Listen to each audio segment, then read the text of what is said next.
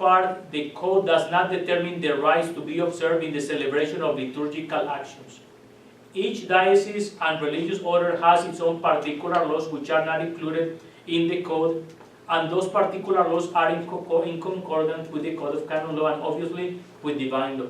So if you read Canon number 2, then we will see how this is.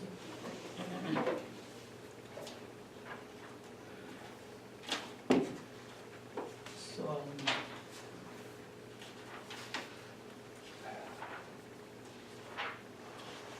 this is all there. Yeah.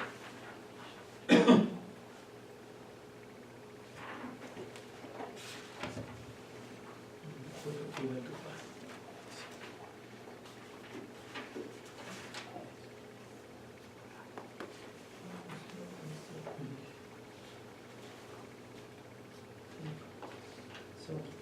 So here is Canon number 2.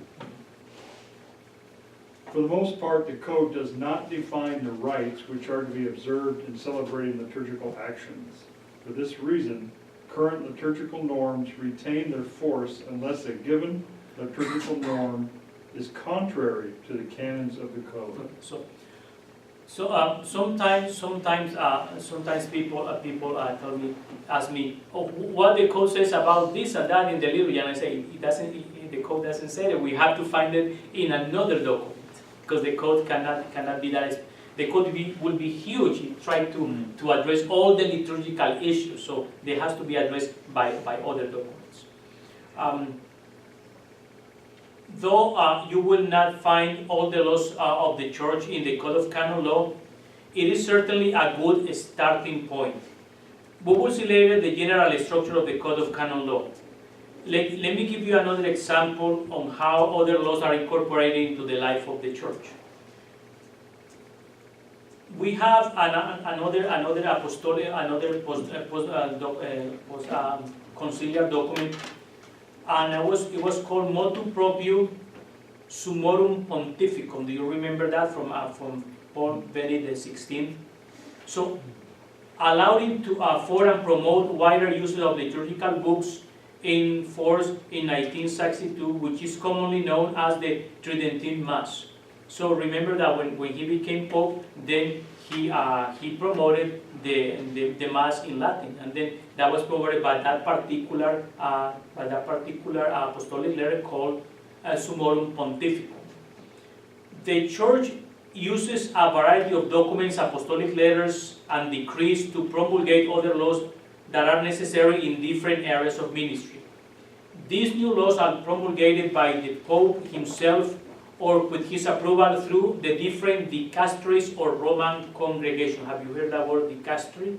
When you hear the word dicastery, is in Rome, in the Vatican is organized, it's divided in congregations, and we have the congregation for the clergy, we have the congregation for the doctrine of the faith, but many people in a very Roman style call those congregations dicasteries. The dicastery for the faith, the dicastery for the lay people. So it's not uncommon that you hear that word. Sometimes even in television. So Catholic Conference of Bishops, Dioceses and Bishops, and general chapters of religious congregations also promulgate different laws according to their particular needs. Another example is the Charter for the Protection of Children and Young People issued by the USCCB in reference to a particular issue in the United States.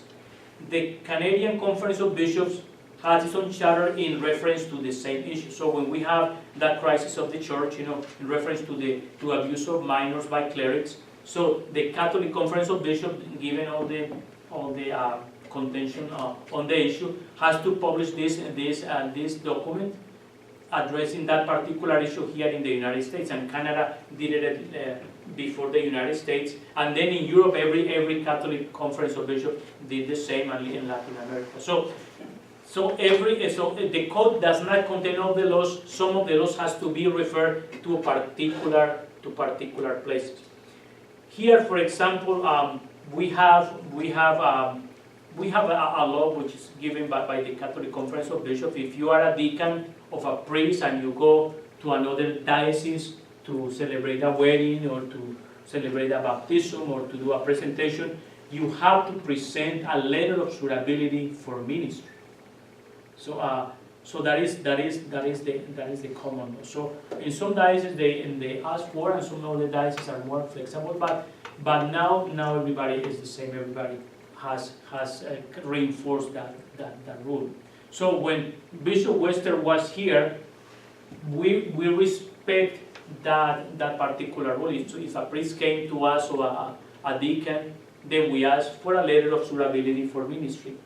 But it was not written in any place. So Bishop Wester came to me and said, I want to promulgate a particular law saying that if we have a priest or a deacon coming from another diocese to do any ministry in the diocese, they have to bring to us a letter of suitability for ministry.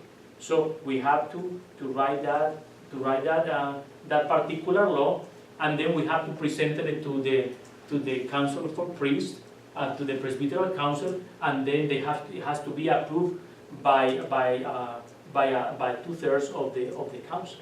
Which council? The Presbyteral Council.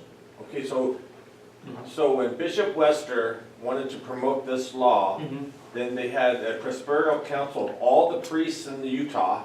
No, the Presbyteral Council is a selected group of priests 12. from Utah. How many? We are 15, 16. 15 or 16, then they would meet, and then it had to meet by a certain percentage, was Yeah, it? 2/3. 2/3. Yeah, when you have a constitutional issue to deal in any corporation, then you have to, if it is a constitutional issue, you have to have 2/3 of the votes. If it is other particular issue, the majority, which is half plus one. But if it is a constitutional issue in any matter, so you need to have 2/3 of the votes. In this particular case, nobody was against it, no, of course. So are there ever times where you don't get 2/3 vote? Yes, yes, but you have but that particular issue, if it comes from the bishop, it can be promulgated by himself. He can impose it by himself if he doesn't have the 2/3 from the Presbyteral Council. So is it just a formality to go through the 2/3 since he can just proclaim this is the law? He could, but the procedure of consultation gives him a much better face if he does that, than if he just imposed the issue. So, and it's the same in the church. With the issue of natural family planning and all that, the council didn't agree. The Second Vatican Council couldn't agree on the issue. So the Pope later promoted that by himself through Humanae Vitae, without asking the council, because the council couldn't agree. There were too many, the views were too different, so the council didn't address that issue. It was after the council when the Pope, Paul VI, addressed the issue by the encyclical Humanae Vitae. Then it's dogma?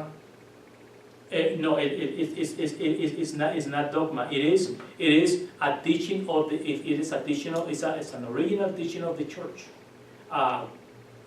But the Pope, because he was not acting with the council, doesn't enjoy the merit of infallibility. So it's the same happened in the church, in certain issues. So when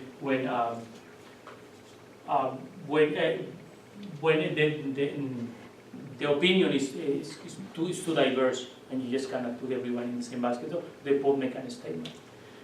That is one of those practical things in the church, and all the issues of humanity are that can change through time. Another Pope can come and make a statement that is probably less rigid, or maybe more. Depends how the Pope feels about it. All right. Now let's advance a little bit more. So what time do we finish this class? 6 o'clock? Okay. Don't Three? say 15? 3:15? 3:15? Oh, What time did you say? 3? you came what time, at 9 o'clock? 9:10? You're right. I'm Eight. You're running out of fuel now? Break, short Just break? take a short break? Okay, you want a break now? Yeah. Okay, let's take a break.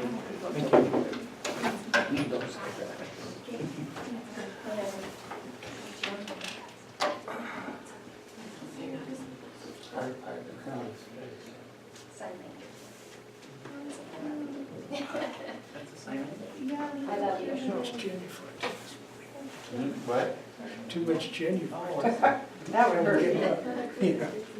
Yeah, it's a cross with an island.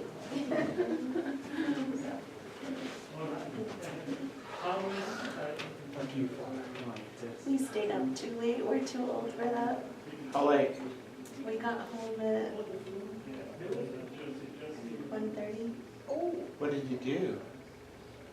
We went and saw, what was that called? We took the kids to that Justice. Oh, Justice League. Oh, I saw it. did you like that?